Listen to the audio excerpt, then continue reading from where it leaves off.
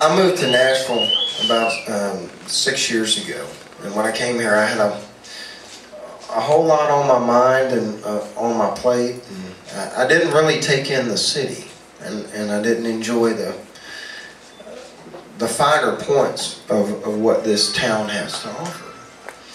And I mean, from coming to places like this, and I'm not just plugging his ego, but you deal with folks like Frank. Frank does a great job in making sound happen, and you always deal with pro players and pro people that make you sound great and look great, great writers and singers, and I didn't really go out and take a lot of that in.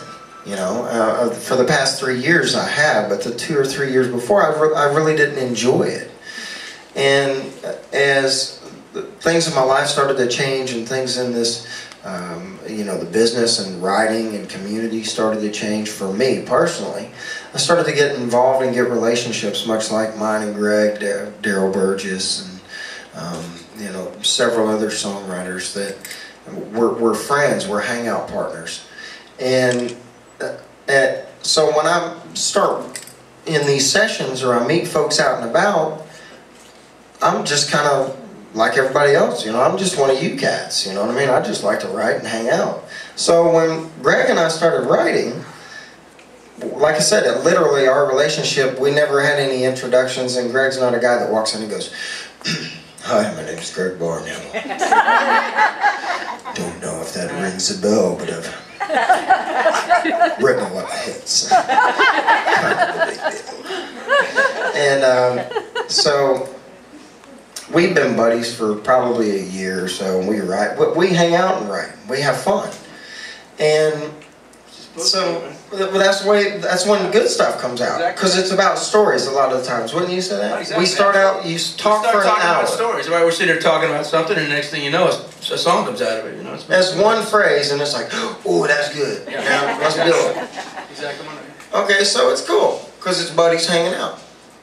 So then you fast forward like a year or a year and a half or whatever. I know this cat, and we did this event here, which is a great event I love and support. It's called 10 Pan South. Yeah. And it's a songwriter event here in Nashville, which is great. NSAI and, you know, Lisa Harless and the folks over at Regions do a great job. They really support this. A wonderful week. I try to last the whole week. I got my butt kicked last Saturday. I couldn't make it out. I was worn out. I was there every day, Sunday through, except for Saturday. I lost it. And one of the songwriting rounds that I go to, was it up here? Yeah, it was here. Yeah. This cat's up here. And of course I'm like, "Hey man, what's up?" And everywhere. So we ran into each other yesterday at Starstruck. We were cutting some liners for some stuff.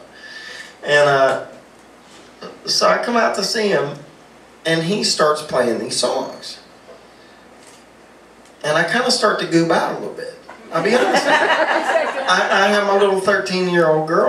I was like, and I didn't say anything, and I think it was like the next time that we got together, I was like, "Hey dude, I didn't know you wrote this. I didn't know you wrote that." "Oh yeah, well I wrote this one. I did this one. Yeah, pretty good, you know."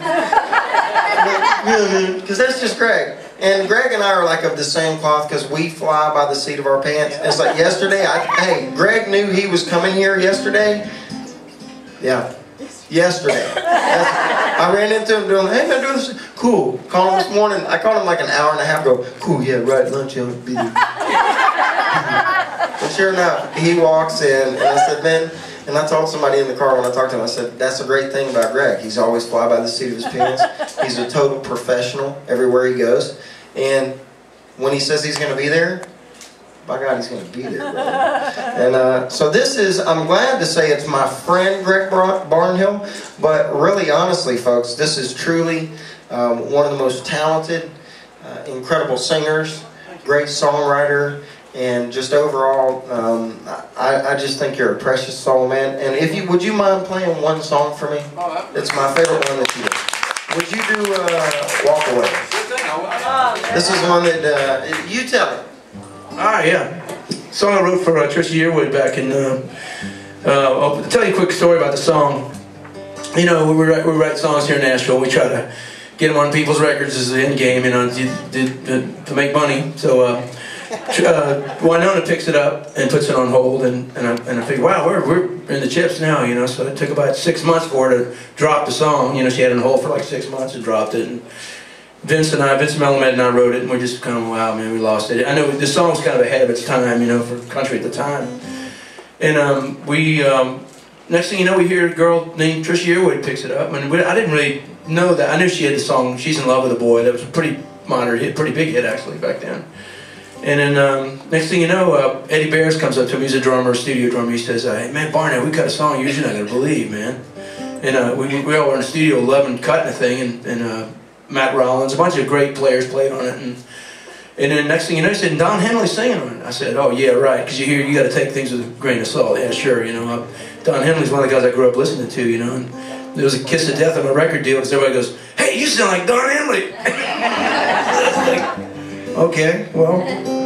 So anyway, I got a good song out of it, and the rest is history. So I'll play it for you. It goes like this.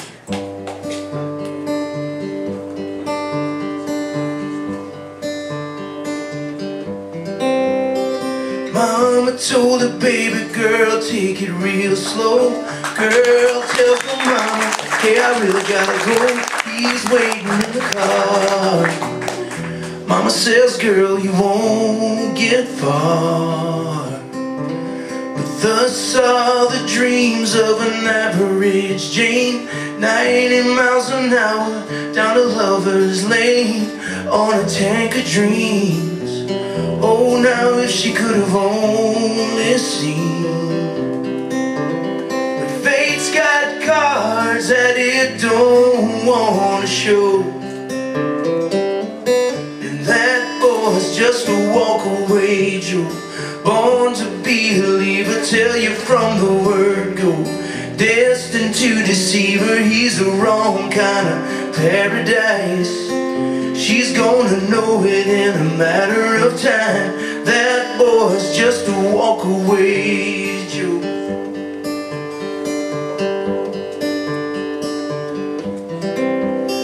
Just a little while into Abilene, they pull into a station and he robs it clean. She's waiting in the car, oh, down underneath the Texaco star.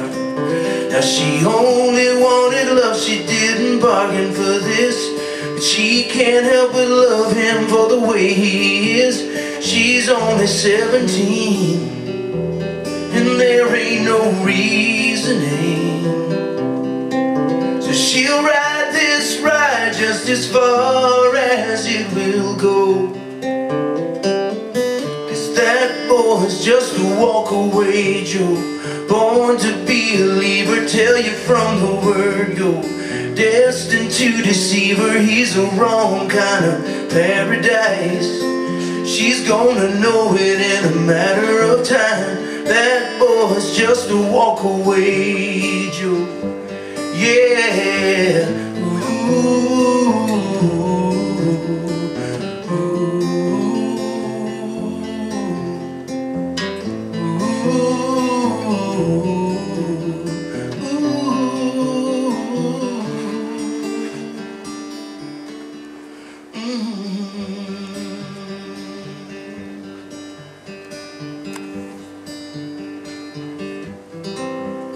Somewhere in a roadside motel room, alone in a silence, she wakes up too soon and reaches for his arms.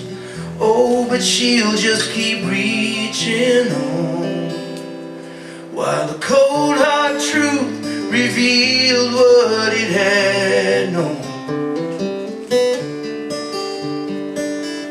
That boy's just a walkaway Joe, born to be a believer, tell you from the word go.